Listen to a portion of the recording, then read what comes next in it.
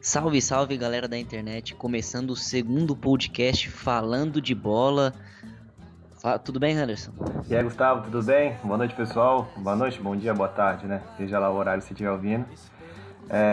Vamos começar então, né? O segundo. Ver se a gente começa já falando um pouco de Campeonato Brasileiro, né? Acho que é o que tá pegando mais agora. Rodada do fim de semana, Gustavo, o que você achou? Uma rodada bem difícil para Corinthians e Grêmio, né? Tiveram bons testes aí, tanto o Corinthians contra o Coritiba, quanto o Grêmio contra o Cruzeiro, que foi um jogaço. E os visitantes fizeram a festa, né? Visitantes mandaram bem, né? E O único o. mandante foi o Vasco, o único mandante que venceu nessa rodada foi o Vasco, né? Venceu e venceu também complicado, né? O jogo teve com apagão, porrada comeu lindamente lá também de novo, lá, né, na arquibancada lá, a galera pressionando, protestando contra o Eurico. Jogar em São Januário é complicado por isso, né? Sempre tem esse E clima agora, político. antes era complicado só pro visitante, agora tá complicado pro mandante, né? A Os caras torcida são. do Vasco reclama que não. Os torcedores do Vasco que se manifestam contra a diretoria no Facebook são bloqueados pela página oficial do clube. No Twitter são bloqueados também. Teve casos aí de torcedores famosos como Bruno Mazeu também já terem sido bloqueados, segundo o jornal Lance. O Eurico falou que não vai deixar essa galera que não anda gostando, não anda satisfeita com o trabalho dele protestar. E a polícia bateu nos torcedores, tem uma das grandes organizadas do clube se manifestou dizendo que não vai mais ao estádio, né? A situação tá feia em São Januário. E tem um negócio lá que é mais estranho ainda, que eu fiquei sabendo há pouco tempo, não sei se você já viu isso aí. Parece que tem no estatuto do Vasco que os sócios não pode reclamar, não pode protestar contra o presidente, né? No caso é o Eurico. Nas sociais, né? Nas sociais, isso. É uma coisa estatutária, né? Você vê que como que o clima político no Vasco ultrapassa todos os limites, assim, do normal, né? E agora ficou feio porque cerceou o direito de o torcedor se manifestar contra, né? O Vasco tá em sexto no Campeonato Brasileiro, mas o cara pode ir lá, se ele pagou o ingresso, ele pode. Óbvio que ele não pode passar do ponto, mas se ele quiser se manifestar contra a diretoria, é um direito dele. Ele tem direito. E o Vasco é engraçado que é um time, ao contrário do Flamengo, é um time que não empata, né? Ou ganha ou perde. Acho que ganhou a maioria dos jogos em casa, acho que perdeu contra o Fluminense só. Não, perdeu uma pro Corinthians, 5-2 e Isso. são 5 jogos em casa e 3 fora por enquanto do Vasco. Aí são 4 vitórias em casa, uma derrota pro Corinthians 5-2 em São Januário e 3 derrotas fora. 3 derrotas fora. Então é um time que ou ganha ou perde. No campeonato pontos corridos, eu acho que é mais interessante você tiver que perder um jogo e ganhar o próximo do que 3 empates seguidos ou 6 empates, como o Flamengo tem conseguido aí. Acabou agora há pouco também Grêmio e Cruzeiro, 3-3. Grêmio não assumiu a liderança ainda, né? Não, um ponto atrás. Não conseguiu assumir a liderança. Corinthians segue firme aí na liderança. 0-0, você acompanhou o jogo lá no Couto Pereira? Assim, o jogo do Couto eu não acompanhei, vi só os melhores momentos, vi que o Corinthians teve um gol muito mal anulado, né?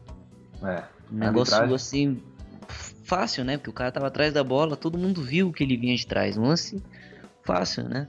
E o pior é que foi um lance que... É lógico que a gente não sabe o que aconteceria depois. Mas foi o lance que meio que tirou a chance do Corinthians ganhar o jogo e disparar A bola ainda mais entrou, na né? A liderança. bola entrou 1-0 é outro jogo, né? Não era um lance hipotético se o Jô faria ou não gol. O Jô fez o gol, o Bandeirinha anulou equivocadamente. Mas diante do que foi o jogo, ao que parece, um ponto pro Corinthians também ficou de bom tamanho, né? Porque o Corinthians tá conseguindo... Parece que entendeu, assim, a fórmula nos pontos corridos, que é ganhar em casa e beliscar os pontos fora. Um empate fora de casa, dependendo da circunstância, na maioria das vezes ele vai ser um bom resultado. Tirando ali um time que está na zona de rebaixamento, um time que está muito mal, time que conseguir empatar fora e ganhar os em casa, ele vai estar bem no campeonato. É o que o Corinthians tem feito. Nessa rodada agora também, já que os visitantes se deram bem, Palmeiras e Atlético, que andavam meio que decepcionando, aí se recuperaram, né? Duas Vitória boas boa vitórias, né? Do Palmeiras também, 4-2 contra o Bahia. O Bahia é exatamente o que a gente conversou semana passada, né? Que tava bem, que tava surpreendendo. Mas é uma derrota também que não dá nem pra criticar muito, porque o Palmeiras, desde o começo, todo mundo sabe que é um dos favoritos do campeonato. Por mais que tenha começado mal, uma hora ou outra o time tem tudo pra embalar, né? E vai brigar lá em cima, não vai ficar, dificilmente vai ficar na parte de baixo da tabela. Então, é uma derrota que é ruim pro Bahia, porque foi em casa, mas também uma derrota pro um dos favoritos ao título. E o Palmeiras 4-2 também é um resultado, apesar do eu não achei. Você viu o pênalti? Eu vi. Eu não achei pênalti. Achei um lance até fácil pro juiz, né? Porque o Keno na hora levanta, pega a bola ali numa malandragem pra bater escanteio, e o juiz deu o pênalti que, sinceramente, eu não achei que foi, não. Mas a gente tem que passar esse assunto de arbitragem, né? Aqui tudo a gente coloca na conta da arbitragem, todo jogo a gente fica discutindo isso. O Palmeiras foi lá, fez 4-2, indiscutível a vitória, né? Jogou bola e venceu fora de casa. Não dá também pra falar muito da arbitragem num jogo desse, né? E foi um jogo bom. Muitos gols, é importante que tenha jogos assim, porque a maioria dos jogos do Campeonato Brasileiro são jogos bem amarrados. Então, quando tem um jogo assim com um número alto de gol, é sempre bom. E o outro favorito também que se deu bem, o Atlético, né? Grande vitória, né? O Casares jogando bola. A defesa do São Paulo mais uma vez entregando um resultado pro adversário. E o grande problema da defesa do time de São Paulo é a defesa, né? Aí ainda o Lucão batendo boca com o torcedor, né? Parece que também já meio que pulou fora no fim do jogo, né? Falou que tá saindo fora. Segundo o Globoesporte.com, ele não joga mais pelo São Paulo. Depois daquilo lá também não tem como, não tem mais clima, né? Nem pra ele continuar, e a torcida não ia aceitar o cara nunca mais, assim. Ele, mesmo que ele jogasse muito bem daqui pra frente, o primeiro erro dele, o cara que começa a bater muito de frente, assim, com o torcedor, ele não... Na maioria dos clubes ele não tem vida longa mais, não. Assim, eu acho que ele falhou no gol do Atlético. Ele foi estabanado pra bola, tava sozinho, né? Não precisava sair jogando, dar um chutão rasteiro, deu a bola no pé do Rafael Moura. Mas eu acho que vale a reflexão ali sobre o que o Lucão falou, né? Que ele usou o termo os que são daqui, a torcida acaba pegando mais no pé, né? Uma coisa parecida com isso. E eu acho que ele estava se referindo aos jogadores que são formados no clube, né? Casemiro, Lucão, deve ter mais alguns nomes aí. O Ademilson também, alguns. O Kaká também que saiu. O Kaká é o caso clássico, né? O cara que saiu meio que excomungado ali pela torcida, se deu bem, né? Foi brilhar no Milan, melhor do mundo, e agora a mesma coisa com o Casemiro, né? O cara tava aqui jogando bola, a torcida não tinha muita paciência com ele, pegava no pé, e aí quando não tem jeito, não. Esses times de fora, assim, geralmente os caras, eles têm uma visão desses jogadores que os próprios clubes aqui no Brasil não têm. Os caras enxergaram o potencial no Casemiro, levaram ele pra lá, o cara teve um período de adaptação e agora tá aí, ó, tá brilhando aí no time principal. E essa briga torcida-atleta tira o preço do jogador, né? Só quem tem a perder nessa história toda é o clube.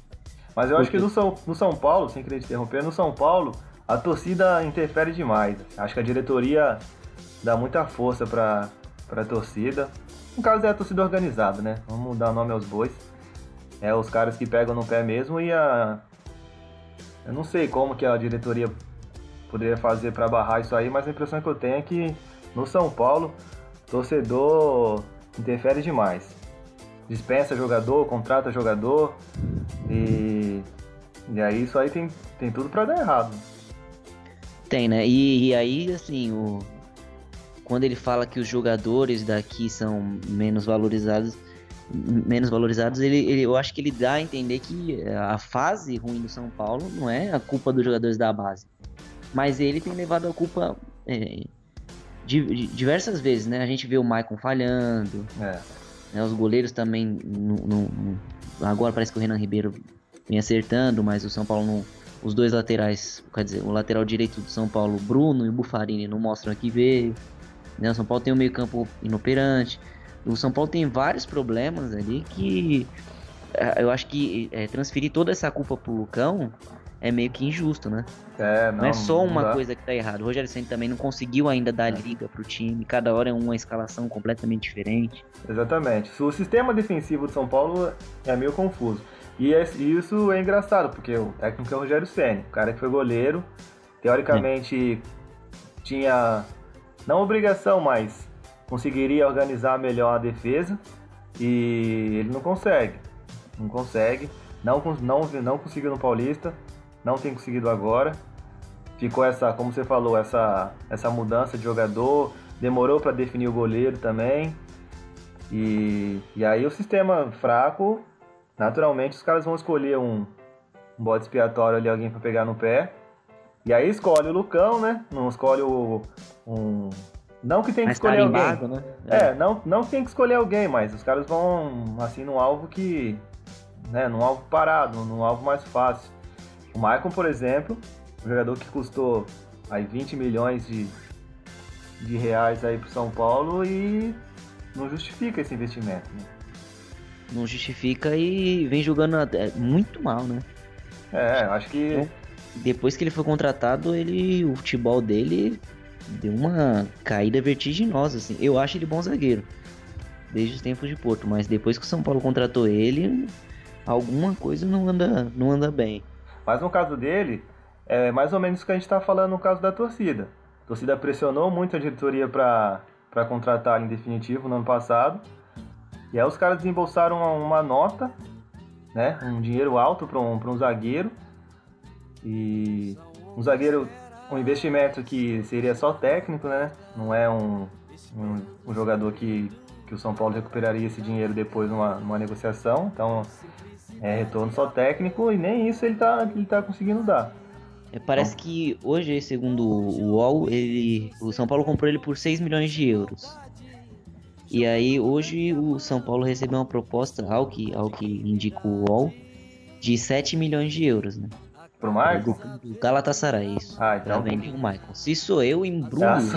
Só eu levo no aeroporto. Pego na mão dele e levo lá pra ele não se perder no caminho. Eu coloco alguém pra ir com ele no avião, pra entregar ele na porta do clube. Não tem que 7 milhões de euros é a chance do São Paulo recuperar uma parte do investimento, né? Sim, e a chance que provavelmente... o São Paulo não vai ver de novo outra oportunidade dessa, não. Exatamente. Acho que ou vende agora ou não vende mais.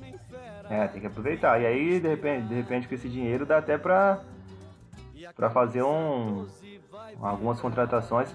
Não sei como é que fica nessa questão da janela, então São Paulo provavelmente não teria tempo para fazer essa reposição.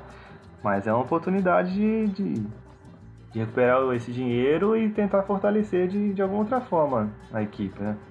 Amanhã abre, dia 20 de junho, né? Nessa segunda-feira, 19 de junho. Amanhã, dia 20 de junho, abre a janela de inscrições, né?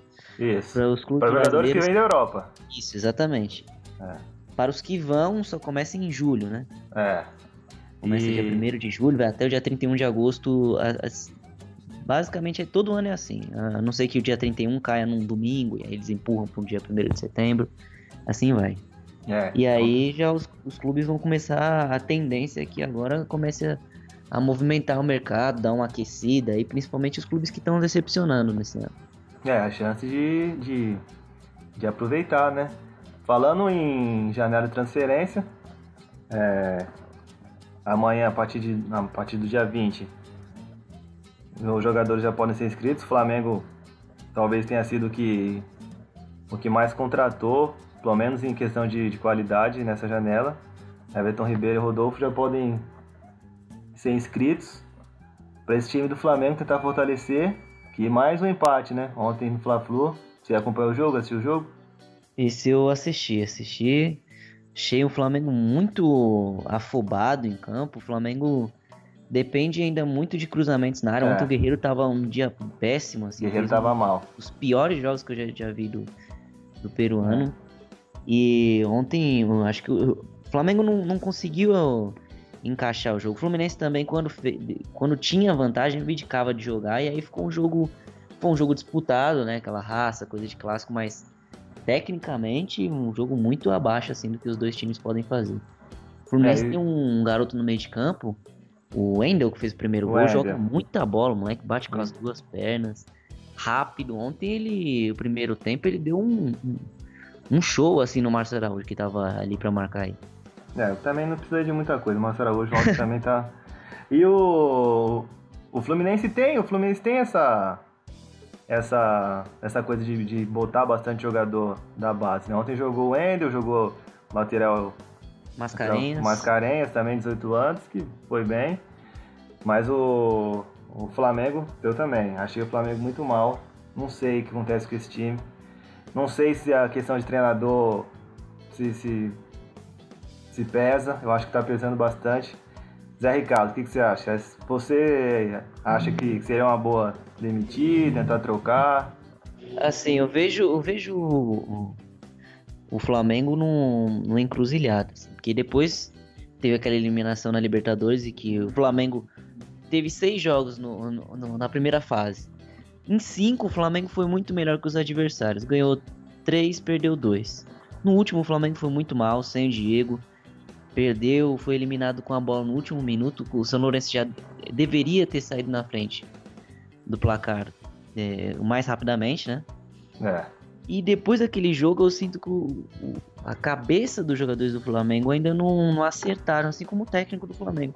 Ontem ele tinha um Conca no banco, ia jogar contra o ex-clube, tem aquela coisa de motivação, e ele colocou o Conca faltando 8 minutos, quando o Flamengo já perdia de 2-1, quando já era um time fácil de ser marcado. Ontem eu achei que ele demorou muito pra acertar. Mas eu não sei se é o caso de trocar treinador e aí vai explodir, vai pras cabeças. Não acredito nisso, não.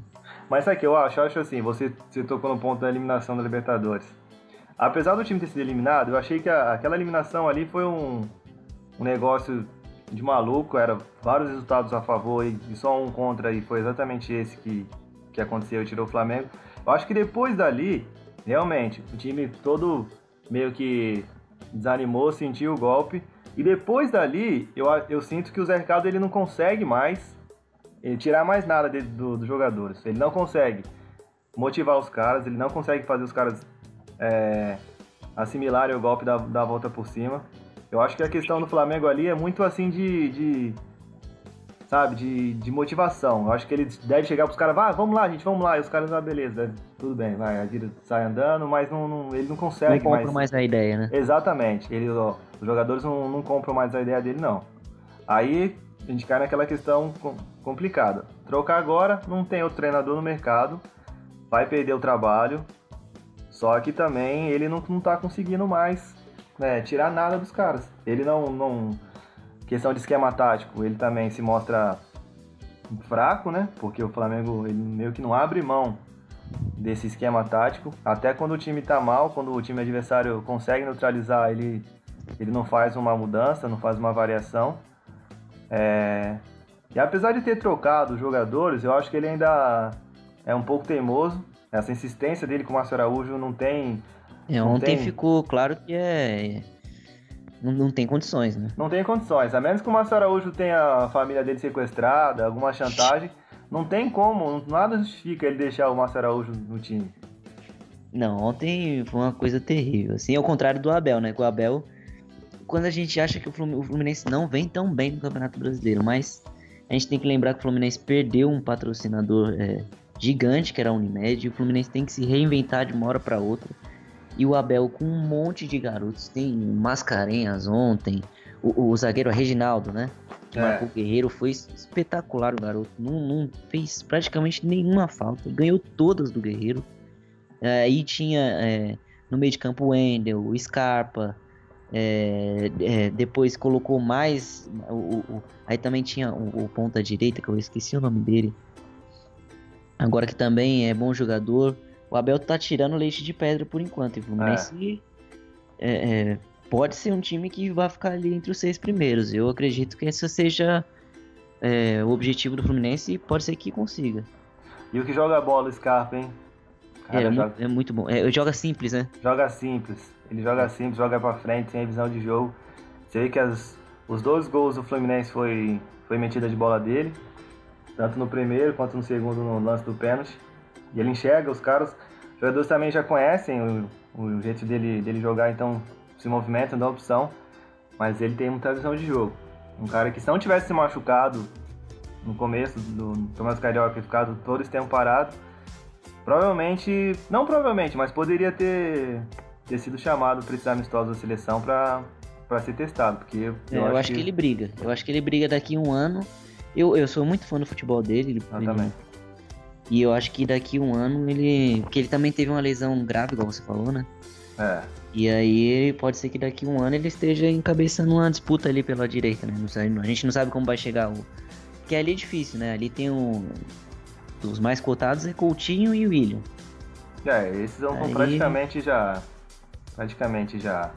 convocados, né? A menos que aconteça algum problema de contusão, alguma coisa muito séria, acho que Coutinho e o William já estão garantidos. Aí vão brigar para ir um terceiro homem nessa posição de meio campo, que aí entra nessa aí que a gente até comentou semana passada.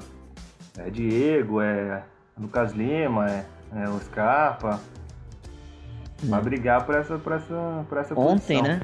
Ontem no primeiro gol do Flamengo, o Everton estava impedido, né?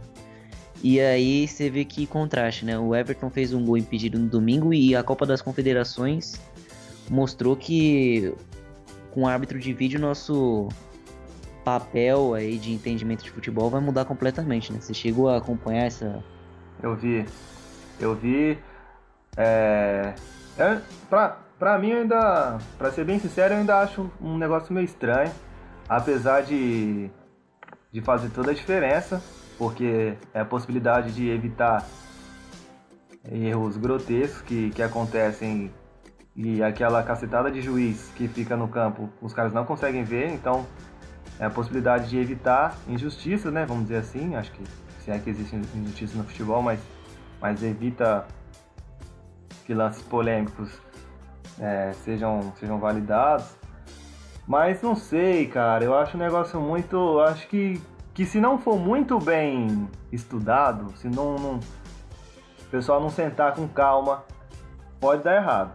Por incrível que pareça, eu acho que precisa ter muita calma pra ver essa questão de árbitro de vídeo. Eu acho que o que tem que ficar o principal agora é qual é a função do árbitro de vídeo. Porque, por exemplo, o juiz deu aquele pênalti no jogo do Palmeiras. O árbitro de vídeo ele poderia interferir falando que não foi pênalti, porque esses lances de falta, né, são interpretação, né? Sim. A não ser que seja uma falta muito clara, assim, lances de interpretação. E aí eu acho que é isso que tem que ficar claro, né? Essa é que é a questão. Como que você vai estabelecer, qual critério vai ser usado para definir qual lance que vale consultar o vídeo? Se é só lance de gol, se é impedimento, se é falta, porque tem essa questão do tempo, apesar que no jogo de Portugal, né, que teve, se eu não estou enganado, demorou 42 segundos. Alguma coisa assim, menos de um minuto. Foi 41 segundos a contagem. Isso, 41 segundos. Eu falei minutos? Falei minutos. 41 segundos. Foi um tempo curto, relativamente curto, se a gente for pensar, né? Às vezes uma falta demora muito mais que isso para ser cobrada. Então, nesse caso... estar na barreira. Exatamente. Os caras estão na barreira. Então, nesse caso, tranquilo, funcionou. Mas a gente sabe que isso é uma coisa que pode picotar muito o jogo. Parece que eles falam que não, tem a possibilidade de ser como no tênis, né, no vôlei, que tem direito a um por tempo, alguma coisa assim. Eu acho que essas regrinhas, a dificuldade está aí, né, em estabelecer esse tipo de regra. Onde é que vai valer, onde é que não vai valer. Porque, por exemplo, o chip na bola. Ali tá muito claro para qual ocasião que ele vai ser usado. Se a bola passou da linha ou não. Uma bola que sai ou não. Ou entra no gol ou não. Então, aí tá muito claro. Mas o árbitro de vídeo é muito lance que ele poderia ser usado. E se for usado em todos, o jogo não vai andar, não tem jogo. Se não for usado em todos, aí você pode, em um lance, consertar uma injustiça, mas em outro, passa porque não teve o árbitro de vídeo. Então, assim, é uma coisa que precisa ser vista com muita calma. É lógico que se der certo, é bom pro futebol, eu sou a favor. Mas não pode ser feito também assim nas pressas e não analisar com calma essa questão, né? Eu acho que eles estão usando a competição ideal para fazer esse teste. A Copa das Confederações. Porque a Copa das... E só mais uma outra coisa engraçada que eu lembrei. Agora, você viu como que é quando aparece lá a salinha lá onde os caras veem o lance? Eu acho estranho aquilo. Só aparece as telinhas lá e você não entende nada. É uma sala tudo escura. Um monte de TV. É uma sala numa escuridão danada. Você vê os caras assim, sei lá, uma coisa meio sinistra, assim, meio tenebrosa, assim, estranho. Assim, eu vi aquilo ali e achei engraçado. Porque é uma sala meio escura. Estádio, né? Então o torcedor ele fica completamente avulso, não sabe o que está acontecendo, se vai ser gol, se não vai, aí complica a situação, né? Imagina você tá no estádio, aí você não sabe se comemora o gol, se não comemora, e depois que passou também. Até a comemoração é diferente, né? Você tira um pouco daquela emoção. Mas aí o torcedor também tem que entender que a modernidade ela tá aí, né? Então tem que aprender a lidar a enxergar o futebol com esses elementos novos da tecnologia. Mas é uma coisa que, assim, está sendo testada, mas sendo aprovada, ela tem que estar em todos os jogos, né? Não tem como ter um campeonato tem, outro não. Na Série A, vamos pensar no Brasil, na Série A do Brasileiro tem, mas na Série B não tem. Ou num jogo, num clássico tem, mas no Avaí Esporte não tem. Então, assim, ela tem que estar presente em todos os jogos. Aí tem toda uma questão de custo, que algumas das alegações é essa, né? Que essa coisa é tudo muito caro. Mas é complicado, mas tem que ser visto com calma. É bom dizer também que o árbitro de vídeo ele não vai sanar todos os problemas da arbitragem, né? Vai muito além disso, né? A NBA faz um tempo que a NBA tem e até hoje acontece cada coisa que você fala, não é possível que o juiz deu isso. Não vai acabar com... Eu acho que a tendência é que melhore. Como você falou, vai acabar com um monte de injustiça, seu time tomar um gol impedido no último minuto. Mas a gente tem que aprimorar, né? Agora é hora de aprimorar, de chegar e de mostrar que esse é o sistema que vai prevalecer daqui para frente, criar aí algumas regrinhas que pautem esse tema e aí sim ser um negócio universal. Tem que ser um auxílio, um complemento do juiz. Não dá para os caras também acharem que vai substituir o juiz, senão, se for assim, não teria sentido ter juiz. Então, tem que complementar. A gente vai ajudar a corrigir alguns erros que não tem como o árbitro ver, mas os árbitros também não podem se acomodarem, né? Acharem que por ter a possibilidade de confirmar um lance pelo vídeo, ficarem meio acomodados. Então é uma série de questões que precisam ser analisadas se passar, se a FIFA, ou seja lá quem for que vai tomar conta disso daí, precisa pensar, e se eles chegarem num consenso aí do que é melhor, e colocar em prática. É uma coisa que pode demorar um pouquinho para pegar, mas cedo ou tarde vai pegar. Anderson, aproveitando que a gente está aí falando desse árbitro de vídeo tão polêmico na Copa das Confederações, a Alemanha levou um time alternativo, já Portugal e Chile, que são as outras potências ali que tem tudo para ser o título, para mim não escapa desses três. levaram força total. Qual você acha que é o valor real dessa Copa das Confederações? Acho que Copa das Confederações é bom que fique claro, assim, é lógico que um título é sempre bom, mas a função principal da Copa das Confederações é um teste para a Copa do Mundo. Então, se for pensar na essência da competição mesmo, ela vale muito mais pro organizador da Copa do que propriamente para as seleções. A prova disso foi na Copa do Brasil, que a seleção brasileira deitou na Copa das Confederações e chegou na Copa do Mundo mesmo quando valia, a gente viu como terminou.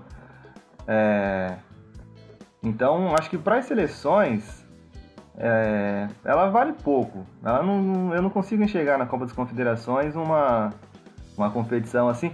Primeiro que é um ano antes da Copa, é muito tempo, muita coisa muda até a Copa chegar.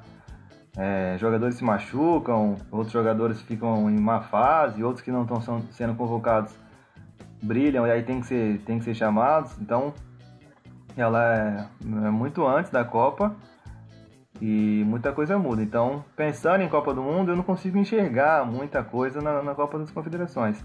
Essa, então, menos ainda, né? Uma competição totalmente esvaziada. Como você falou, a Alemanha, um time, pelo que eu vi, não tem nenhum jogador que foi campeão, né?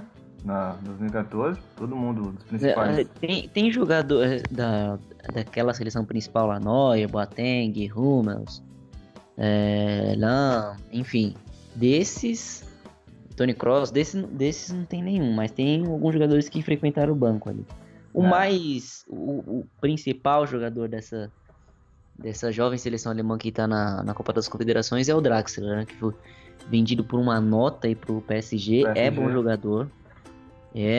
Assim, provavelmente vai ser titular também quando estiverem todos disponíveis. Sabe aquele jogador tem jeito de craque, assim? Uhum. O cara que parece muito Scarpa, assim, faz o simples e o simples dele é muito bom. A Alemanha, né, os caras, uma geração muito forte na Copa passada e tem essa questão da renovação, né? E a Copa das Confederações, primeiro assim o Brasil. Como você vê aí essa competição assim sem o Brasil, né? Pela primeira vez que isso acontece. Assim, eu acho que é bom, porque quando o Brasil ia para a Copa das Confederações, ficava todo aquele clima de pré-copa, né? Parecia que a gente estava disputando uma mini-copa. Por quê? Por motivos óbvios, né? A TV brasileira compra o campeonato, vende como uma maravilha, o torcedor vai no embalo, aí o Brasil acabava ganhando, e não mostrava o real valor daquela seleção, né? Igual você falou, em 2013, o Brasil atropelou todo mundo, chegou na Copa, era um time totalmente bagunçado, que ninguém sabia o que fazer. O Fred saiu como craque da Copa das Confederações, acabou como Pereba. Cone. Exatamente, na Copa do Mundo. Então eu acho bom o Brasil ter esse tempo agora, e é bom também para os jogadores descansarem, para chegar em 2018 e aí sim jogar tudo que sabem. Essa seleção agora tem uma expectativa boa, né? Eu acho que é bom esse tempo do Brasil fora para dar uma pensada. E a gente também não merecia estar lá, né? Tem essa questão do merecimento também. Uma coisa que o Tite gosta muito de sempre falar, que é merecimento. O Brasil não mereceu. E o que você falou, eu concordo, porque assim, parece que os jogadores do Brasil, mas principalmente a torcida, não sabe lidar muito com essa questão de véspera de campeonato. A Oba-Oba toma conta muito fácil. Mesmo por mais que já tenham vários casos de histórico aí para impedir qualquer tipo de oba-oba, mas sempre quando o Brasil disputa e bem a Copa das Confederações, desde a época lá do quadrado mágico, quarteto mágico, sei lá. Quadrado mágico, né? Quadrado mágico. Já foi a mesma coisa, já foi uma festa e quando chega na hora que vale mesmo, isso claramente atrapalha. Então eu também acho que foi bom pro Brasil ficar fora para dar uma... Os caras colocarem um pouco o pezinho no chão, se prepararem melhor E chegar na Copa e render, né? O máximo que essa seleção pode render. O grande nome dessa Copa das Confederações é o Cristiano Ronaldo, né? Com certeza, Cristiano Ronaldo. E ele parece, ao que tudo indica, que ele tá forçando uma saída do Real Madrid. Se você fosse apostar todo o seu dinheiro, você diria que ele sai? Se ele sair, você acha que ele vai pra onde? Ou você acha que ele não vai sair do Real Madrid? Cara, eu acho que ele não sai. Eu acho que ele tá claramente puto com essa questão do fisco lá, mas acho que ele não sai. E se ele sair, são pouquíssimos times que tem poderio financeiro para levar. A gente acho que pode tirar o mercado aí asiático, China, porque esses caras têm dinheiro, mas eu duvido muito que ele aceite para lá. Porque dinheiro é uma coisa que o cara não precisa. Tem alguém que não precisa de dinheiro, né? É ele. Então, exatamente. Ele não tem, eu não vejo ele aceitando uma proposta dessa. E aí o único time que aparentemente tem condição de levar, e aí é um time que ele tem uma história, é o Manchester, né? Manchester United que parece que já acenou com a possibilidade de contratar, né? Meio que se colocou aí como candidato, mas honestamente eu acho que ele não sai não. Eu também acho que não. Eu tô nessa com você, acho que eu citaria o PSG, mas eu não sei se ele jogaria na França, porque também é uma liga que não acrescentaria muito na carreira dele, né? Exato. O cara que já venceu tudo. E ele é muito competitivo, né? Ele quer ganhar tudo. Ele tem que ser o melhor, e nessa disputa com o Messi ir pra França, eu acho que ia ser um passo atrás pra ele. Eu só consigo enxergar ele saindo do Real, indo pra Inglaterra, e se fala em Inglaterra é Manchester, não tem outro clube que eu vejo ele jogar. Mas eu acho difícil ele sair. Eu acho uma negociação, por mais que ele force a barra, por mais que ele não esteja satisfeito, eu acho que é uma negociação que envolve tanta grana que é uma coisa que não vai se definir muito fácil. Eu acho que no fim das contas ele vai acabar ficando. É capaz do fisco prender ele por causa dessa negociação que ele viria a fazer do que dos impostos que ele sonegou até agora, né? Comprovado, claro. Descomprovado, né? Mas é engraçado como que na Espanha esse problema, eu não sei, assim, honestamente eu não sei o que acontece, mas a galera realmente tem problema lá, né? O Messi e o Neymar já tiveram e agora o Cristiano Ronaldo. Não sei como que funciona essa questão dos impostos lá. No caso do Messi e do Neymar, o procurador-geral lá, a maior polêmica era essa, o procurador-geral, e batiam muito na tecla que ele era envolvido com dirigência do Real Madrid, porque o Florentino Pérez é dono de banco, tem dinheiro a dar e vender, então essas relações aí, eles acabavam associando esses problemas do Messi e do Neymar a uma coisa clubista, e também tem toda aquela história da independência da Catalunha, o Real Madrid é o time da capital, então política, tinha toda uma política. Agora do Real Madrid do Cristiano Ronaldo, né, foi de fato surpreendente. Acho que é isso que pegou ele, deixou ele mais nervoso, assim, que o cara falar de uma hora para outra que você tá sonegando ali, que você praticou irregularidades, uma coisa muito séria, complicada, né? Uma coisa realmente muito séria. Mas vamos ver aí, né? Eu acho que... E também o cara acabou de ser campeão, né, europeu, ele é muito ídolo do Real. Eu não vejo o Real também permitindo uma saída. Acho que no fim das contas eles vão acabar arrumando uma forma de contornar, porque por mais que o Real tenha muita grana, tenha vários jogadores de qualidade, perder o Cristiano Ronaldo, eu não sei se os caras vão aceitar isso daí, não. Acho que o Real... Acho que a única comparação que a gente pode fazer nesse sentido é assim, o Real Madrid perder o Cristiano Ronaldo é a mesma coisa que o Zé Ricardo ficar sem o Marcelo Araújo. Seria uma perda assim... né? Você imagina isso? São duas figuras que não se descolam. Estão bem atrelados uma a outra. Apesar que ainda assim eu acho que Zé Ricardo e Marcelo Araújo tem uma relação mais próxima aí alguma coisa que extrapola aí o meio do futebol, porque não tem outra explicação, não. Né? E aí, pra encerrar aqui, já tem 40 minutos, não ficar também tomando muito tempo da vida de todo mundo. Essa semana aí a NBA também teve várias. Tá começando a esquentar essa off-season aí da NBA. Teve, não sei se você acompanhou, Randers.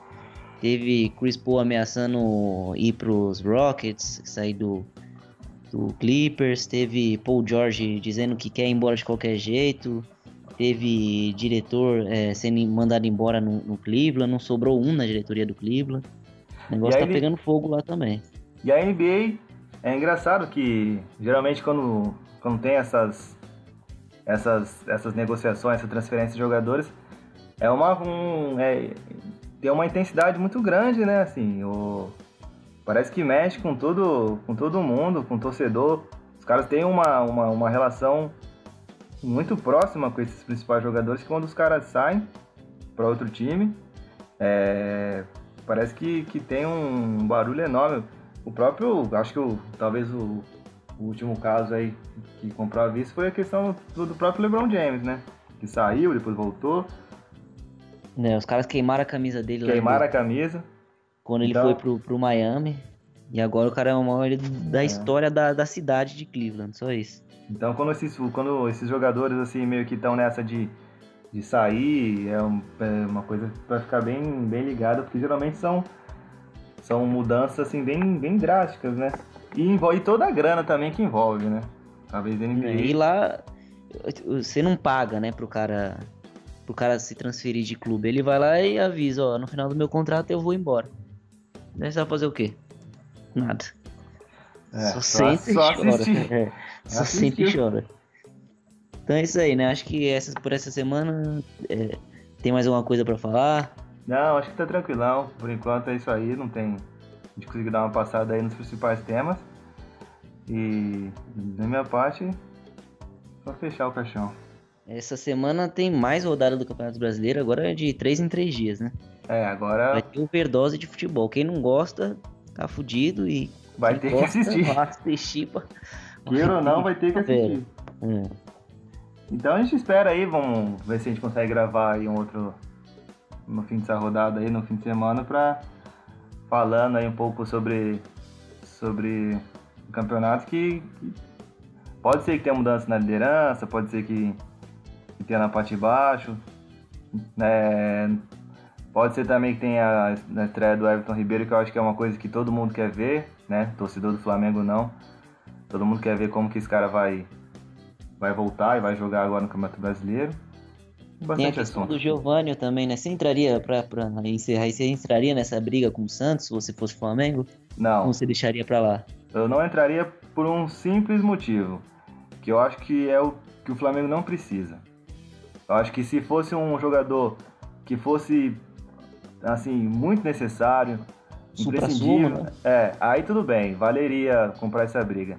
Mas pelo Giovânio, o Flamengo vai se indispor com mais um clube, já é meio que brigado com o Botafogo, vai se indispor com outro clube, e aí pode, sei lá, afetar relações para negociações entre os clubes mais para frente. Eu acho que não vale a pena. Eu acho que o Flamengo tá entrando tá botando a mão no vespeiro sem necessidade. Ainda que eu acho que o Santos não tem razão. Eu acho que o Santos tá meio que chorando porque perdeu o cara.